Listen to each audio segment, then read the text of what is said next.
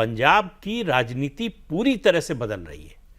3-4 दशक से पंजाब की राजनीति 3D पर चलती थी, डेरा, डायनेस्टी और ड्रग। डायनेस्टी खत्म हो चुकी है। 6 परिवार थे पंजाब में जो चलाते थे राजनीति। डेरों का बहुत प्रभाव था, खत्म नहीं हुआ है, लेकिन पहले की तुलना में कम हुआ है।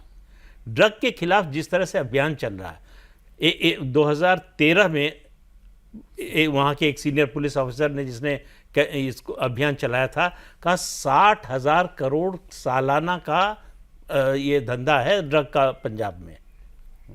इससे आप, वो ड्रग जो ट्रैफिकर है वो सभी पार्टियों को पैसा देते हैं। अच्छा। इसलिए सब चुनाव से पहले कहते हैं खत्म कर देंगे और कोई नहीं करता। देखिए, पंजाब की राजनीति में इस समय बहुत बड़ा बदलाव हो रहा है। पिछले 3-4 दशक से पंजाब की राजनीति 3D पर चल रही थी, डेरा, डायनेस्टी और ड्रग। अब उससे निकल रही है राजनीति, क्योंकि डायनेस्टी जो 6 परिवार थे वो धीरे धीरे खत्म हो गए, उनकी राजनीति खत्म हो गई। आखिरी बादल परिवार था जो सुखबीर बादल ने जिसको डुबो दिया।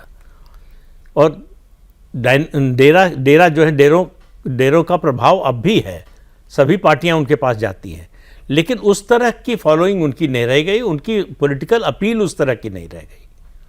और ड्रग के खिलाफ जिस तरह का अभियान चल रहा है, वो अब उनको पैसा देना राजनीतिक दलों को मुश्किल हो रहा है। नहीं, आपने कहा ड्रग पे भी चलती थी, मतलब ड्रग माफिया पैसा देता था। हाँ, माफिया सब, हर पार्टी को पैसा देता था।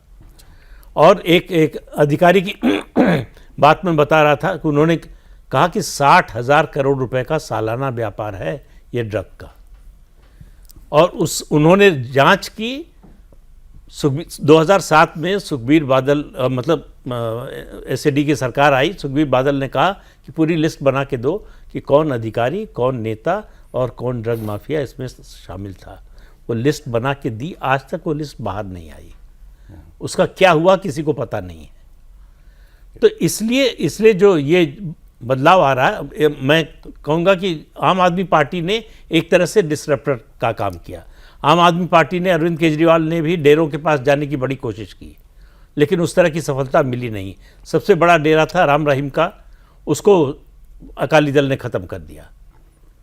और इन डेरों के, इन परिवारों के आपस में इनकी रिश्तेदारियां भी हैं। जैसे कैप्टन अमरिंदर सिंह और सिमरनजीत सिंह मान की जो पत्नियां हैं, दोनों आपस में बहनें हैं।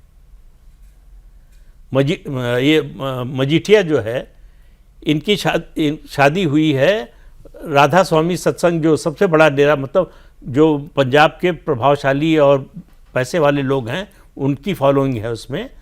वो पूर्व प्रमुख की बेटी से शादी हुई है, इसलिए 2012 में पहली बार राधा स्वामी सत्संग ने साथ दिया था अकाली दल का। तो बीजेपी एक नए प्लेयर के रूप में उभरती हुई दिखाई दे। तीनों डी के कमजोर होने का बीजेपी को फायदा होगा, इसका सब पर असर पड़ेगा, लेकिन इन 3D से बीजेपी को कोई फायदा नहीं हो रहा था, इसलिए इनके कमजोर होने से बीजेपी को फायदा होगा। मतलब बाय डिफॉल्ट ये औरों को हेल्प करते थे, अब इसका बीजेपी को अब वो मदद उनके पास नहीं रह गई। ठीक है। और कांग्रेस की जो हालत है, कांग्रेस जो है वो तो हर नेता अपने एक साथ जो है एक कुल्हाड़ी लेकर चलता है, एक कदम चलता है 2 कुल्हाड़ी मारता है।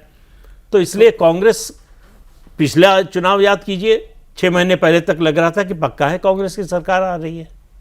इस बार भी लग रहा था कि आम आदमी पार्टी के खिलाफ। मुझे इतना बता दीजिए, देवेंद्र जी की बात पूरी करूँ मैं उससे पहले, कि बीजेपी ये चुनाव भी बस लड़ने भर के लिए लड़ने जा रही है, या इस बार वाकई कुछ हासिल करने के लिए? नहीं, वो सरकार गवर्नमेंट फॉर्मेशन में एक महत्वपूर्ण प्लेयर होगी। ओके, उसको बहुमत मिल जाएगा, ऐसा कोई नहीं दिखाई दे रहा। बीजेपी को लग रहा है कि हमारे समर्थन के बिना कोई सरकार न बने, ये सरकार बनाने में हमारी भूमिका महत्वपूर्ण हो जाए। ये बात हमने शुरू की थी चन्नी जी की बगावत से, तो देवेंद्र ये कह रहे थे कि आगे जाके संभावनाओं के द्वार खुले हुए हैं, तो वो संभावनाएं क्या क्या हैं? जैसे 2 चीज़ें हैं। पहली बात तो यह है कि बीजेपी का पूरा फोकस, एक तो आपने वो जो कहा कि बीजेपी कैसे चुनाव लड़ने जा रही है, इस बार को बहुत सीरियसली लड़ने जा रही है। और वही जैसा कि सर ने कहा कि सरकार बनाने को लेकर कि हम भी उसमें रहें और हमारे बिना वो सरकार ना बने और फिर हमारे साथ जो आना चाहे, उस तरह की चीज़ें। दूसरा, अगर इस तरह का असंतोष जब होता है जो कांग्रेस पार्टी में हो रहा है, और असंतोष का आलम सौरभ ये है कि यहाँ पे दिल्ली में कंस्टिट्यूशन क्लब है, पार्लियामेंटेरियंस वगैरह जाते हैं ज़्यादातर वहाँ पे।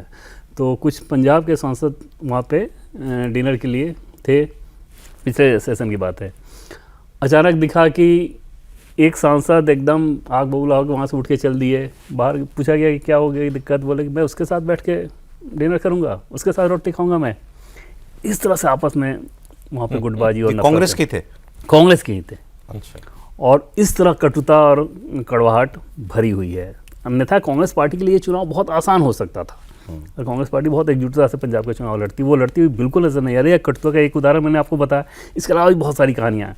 तो उस कंडीशन में बीजेपी के पास दो चीज़ें रहती है। पहली बात तो ये, कोई उस तरह का संतुष्ट हो आना चाहे, मोस्ट वेलकम। और ख़ासतौर पर चन्नी जैसे लोग जिनका एससी में एक अच्छा जनाधार है, वो तो ज़रूर बीजेपी इनको वेलकम करती।